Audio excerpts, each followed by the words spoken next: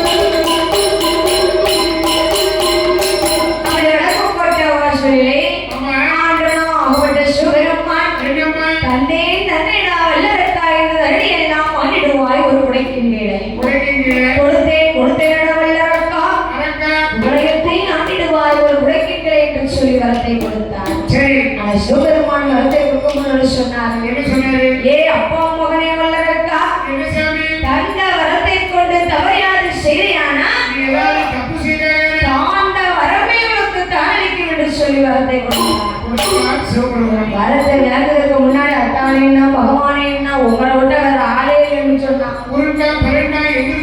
வரத்தை விளங்குறதுக்கு பின்னால 145 ரூபாய் கையில வந்தோடனே பகவான் முன்னாடி நெஞ்ச நிமிர்ந்துட்டு நிற்கான். 7 வருஷம் 4 வருஷம் 30 ரூபாய் கையில இருக்கும்போது ஐயா சாமி கிட்ட 145 கையில தோடி நிமிர்ந்துட்டாரு. சரி பத்து பத்தா சேர்த்த வழி 150 சேர்த்த வழி என்ன வருத்து வரான் ஆண்டவா எரிக்கு வர ஏண்ட இருக்கோமையா. சரி உமக்கு தேவாடியது நெஞ்ச நிமிர்ந்துட்டு நிற்கானே. அப்படி ஆண்டவன் சிவபெருமானத்தை எரிக்கும் கரத்தை வாங்கிக் கொண்டு வடக்கு கோட்டை வாசலிலே வருகிறார். வடக்கு கோட்டை வரிசையை வரும் பொழுது நாரதர் மகிழ்ச்சியாக பார்த்தார். எப்பாய மகனே வல்லரக்கா,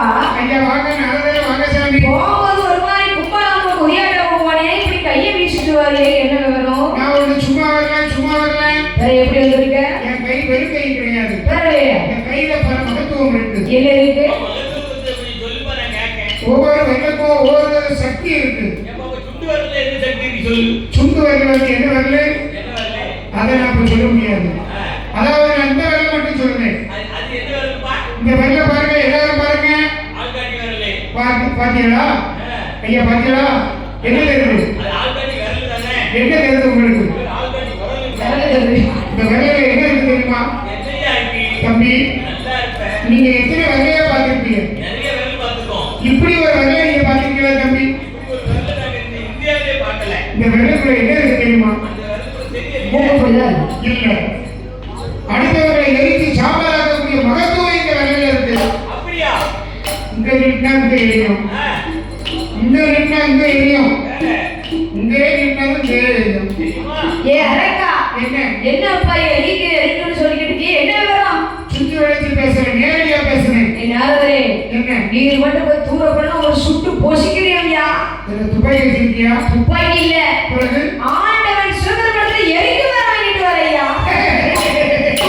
என்ன நாரதரே எரிக்கு வரோம்?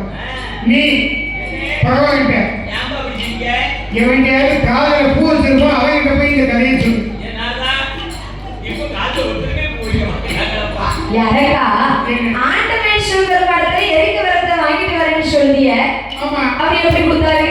ஆண்டவன் சிவபெருமான் இப்படி என்ன பார்த்தாரு. சரி, என் முகத்தை பார்த்த உடனே அவருக்கு பரிதாபமா இருந்துச்சு. சரி, நீங்க வெளியே பார்க்கவங்க என் முகத்தை வேணா பாருங்க, பரிதாபமா இருக்கு. நீங்களே பாக்கெட்ல இருந்து பையில கொடுத்துட்டு போயிருவீங்க. ஒரு 5 நிமிஷம் என் முகத்தை கொடுத்து பாருங்களேன், உங்களுக்கு என்ன தெரியுது? இந்த கண்ணு தெரியுது, ஒரு மூக்கு பாவமா தெரியும். பாக்கெட்ல இருக்கிற கொடுத்துருவோமா அப்படின்னு என்னன்னா வரும். யோ நந்தீசா நாரதரே, என் முகத்தை பார்க்கும்போது நான் சாதாரண ஆள் நினைக்க கூடாது. முன்னால வல்ல